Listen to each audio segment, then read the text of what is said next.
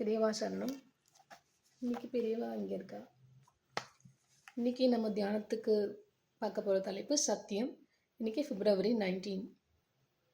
சத்தியம் என்றால் வாக்கும் மனதும் ஒன்றுபடுவது மட்டுமல்ல, நல்ல மனதில் தோன்றும் நல்ல எண்ணங்களை வாக்கில் சொல்லுவதே சத்தியம்.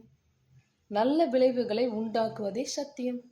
மக்களுக்கு நன்மை பயப்பதாகவும் பிரியமாகவும் எது இருக்கிறதோ அதுவே சத்தியம் என்பதாக சத்தியத்துக்கு ஒரு லட்சணத்தை வகுத்திருக்கிறார்கள். பேச்சாலும் செயலாலும் எண்ணத்தாலும் உயிர்களுக்கு நன்மையை உண்டாக்குவதே சத்தியம். கெடுதல் செய்வதெல்லாம் அசத்தியமே. ஒருவனுக்கு நல்லதை சொன்னால் மட்டும் போதாது, அதை அவன் ஏற்றுக்கொள்ளுமாறு அன்புடன் சொல்ல வேண்டும். நல்லதை கூட கடுமையாக சொன்னால் அதை யாரும் ஏற்க மாட்டார்கள். இவ்வாறு பலனற்று போகும் நல்ல வாக்கு சத்தியமாகாது. நல்லதாகவும் இருக்க வேண்டும்.